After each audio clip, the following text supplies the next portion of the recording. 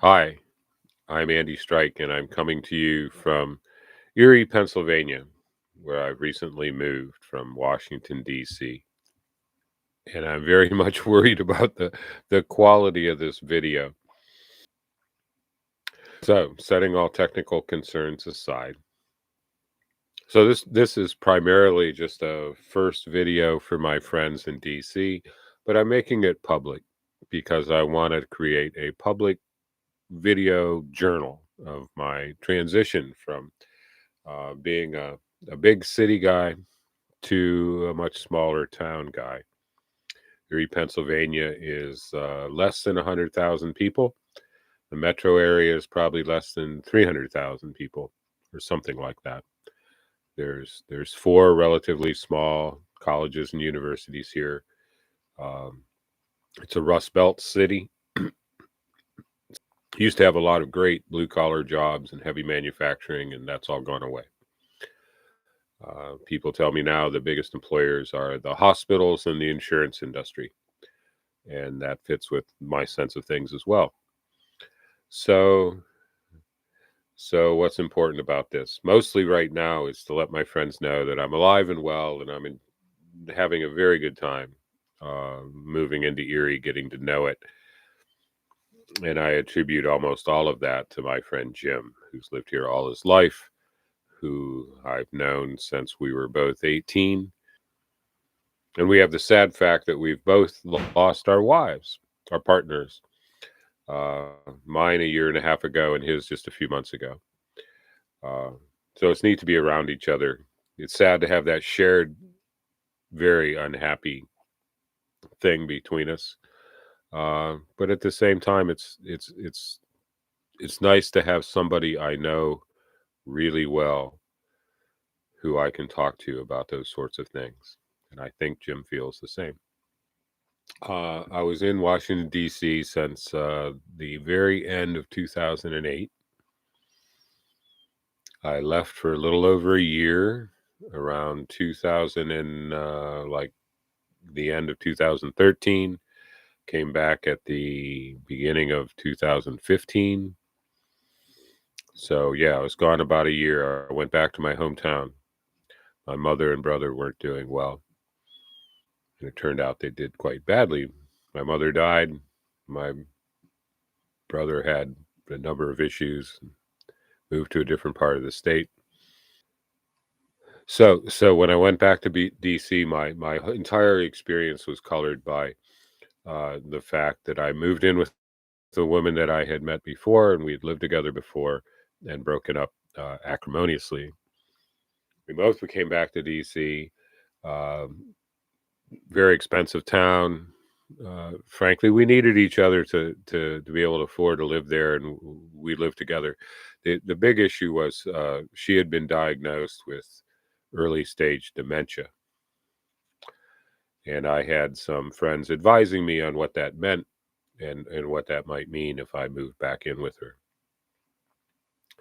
Um, Long story short, she died last year.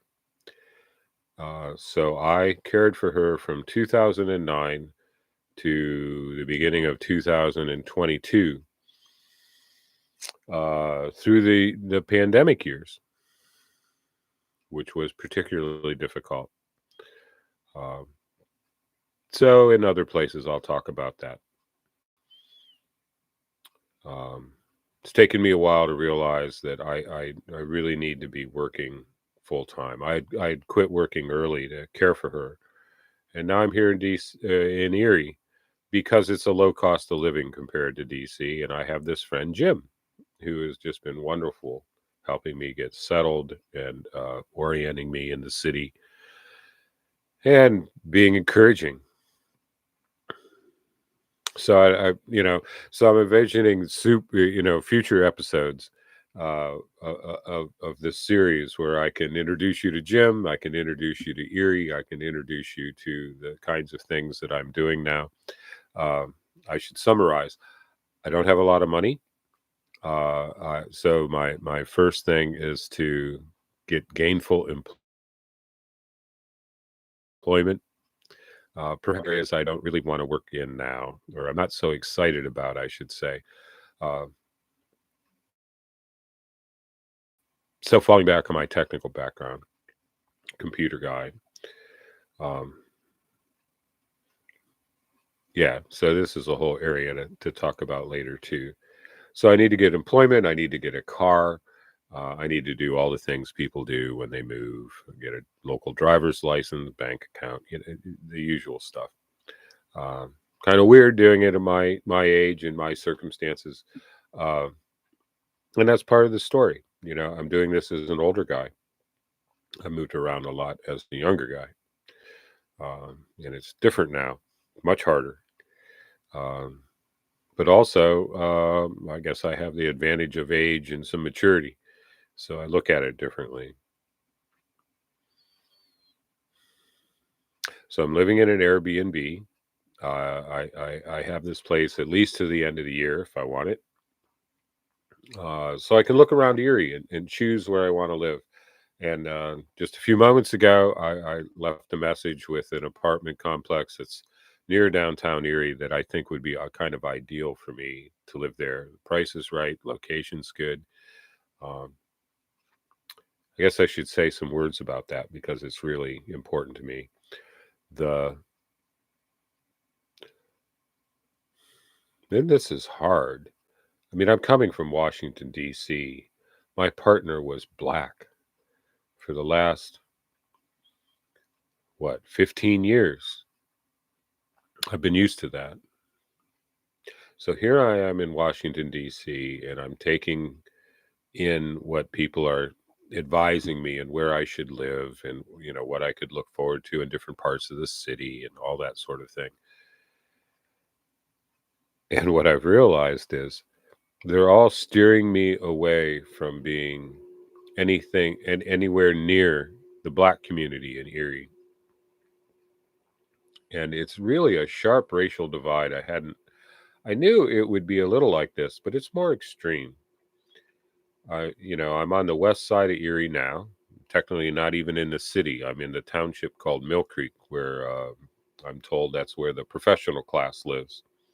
Um, so the neighborhoods around here are beautiful. The houses are beautiful. Um, the kind of houses that you'd pay millions for in DC, and they go for less than 300,000 here in Erie. I mean, that's the difference. That's why there's people here still.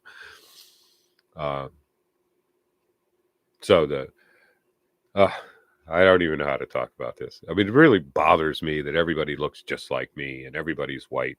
There are no people of Asian ancestry, of Hispanic and ancestry, of any shade of color, um, except for the other side of town, which everybody says, well, that's just they're poor and there's violence there, et cetera, et cetera.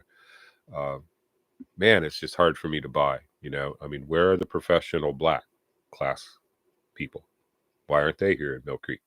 Anyway, so lots of things to explore. Okay, I'm going on 10 minutes. That's kind of my limit. So I should wrap this up. So, to my friends, the Skylight Lounge friends, uh, gosh, I miss you. Uh, I think of you Sunday morning. I think of the great send off you gave me that last Friday. To my dementia caregiver support group friends, what a wonderful time actually seeing you all in person last Wednesday. That was really special, and I'll be thinking about that for a very long time. Um,